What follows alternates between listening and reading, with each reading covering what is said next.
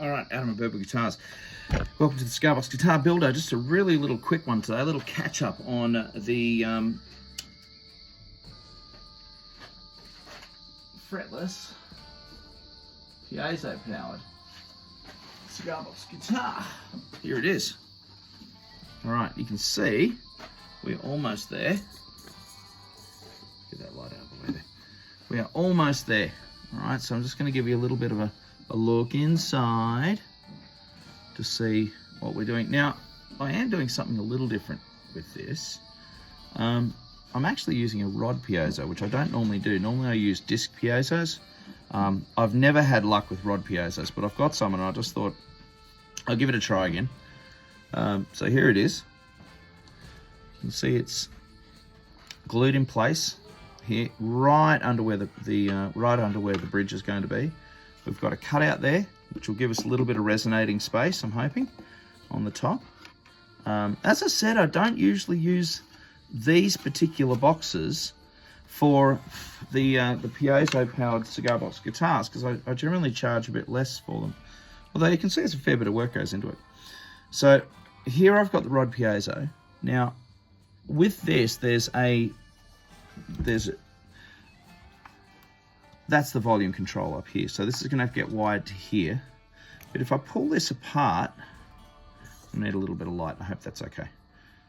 I'll just pull this apart. All right. On the inside, I'm just going to try and unwind this sheath a little bit.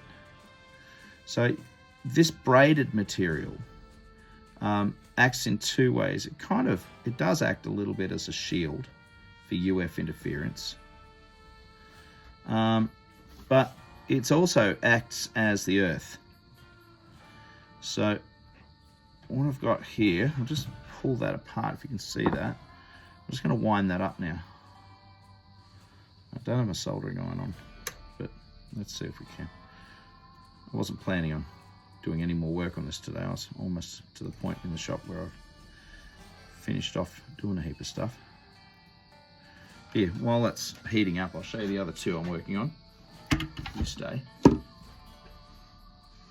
So that's the first one. That's the Lefty, one of the Lefties. That's the trolley, which I love this guitar. So that's waiting on a few things. So this is going to wait on box corners, a nut, a bridge to be made, and a strap button to go in. And then I've got to string it up. Remember to string it lefty, not righty. So this has got the inlays. It's got, I think I used oak inlays on the Marante on this one, which is really pretty. I've got the little white dots there from CB Giddy, which I ordered. Machine heads are from CB Giddy. Beautiful. They're lovely machine heads, those ones. Soundhole cover from CB Giddy. The strap button's going to be from CB Giddy as well. So I get most of my parts from cbgiddy.com.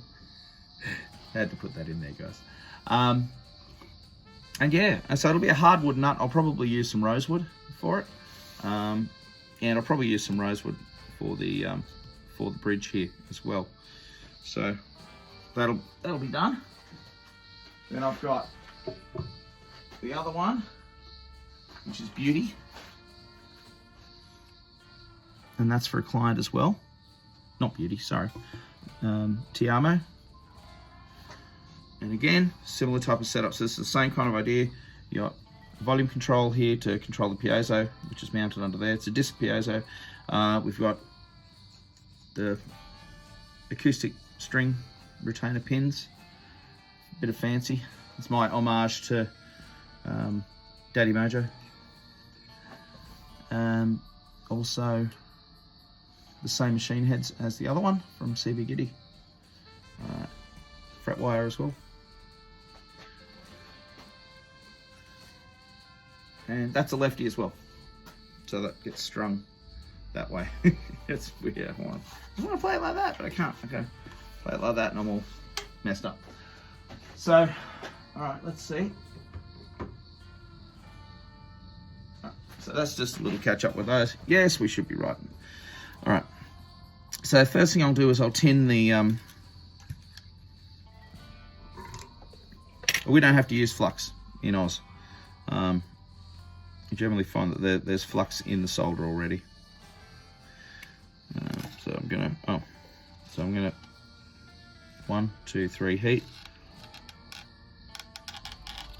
So I'm soldering, or as you Americans like to say, soldering, the earth number 1 lug, which is the earth lug traditionally, unless you're reverse winding your pot. Little fan.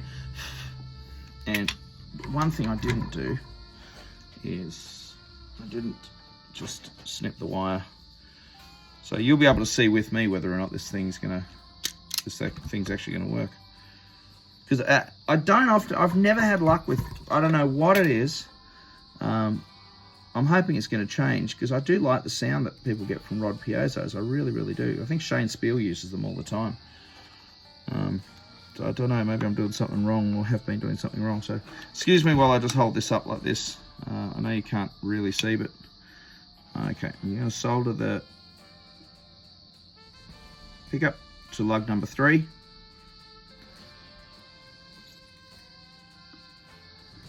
And there you go. Just, oh, that gets hot too. When you hold the braided material, it gets hot. I forgot about that. Snip that off. All right, now I need an output jack.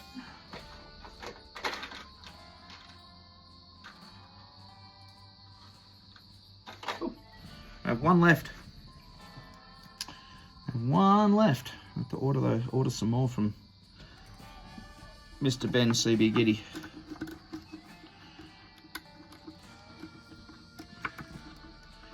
Put that in.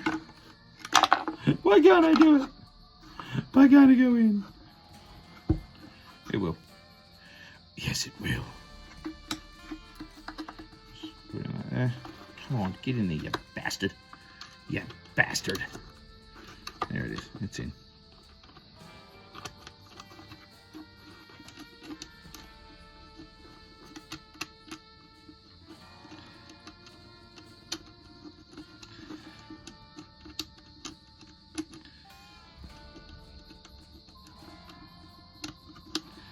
So this is one of those ones where, I see what I've done. All right, this is gonna be a pain in the bum. So I've got to do something. I'm gonna have to just shave a little bit off that. I'll come back to you. Hopefully my drought has actually broken. Have a listen to this.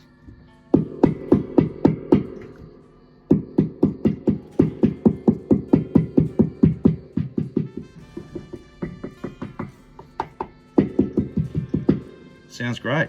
Volume works.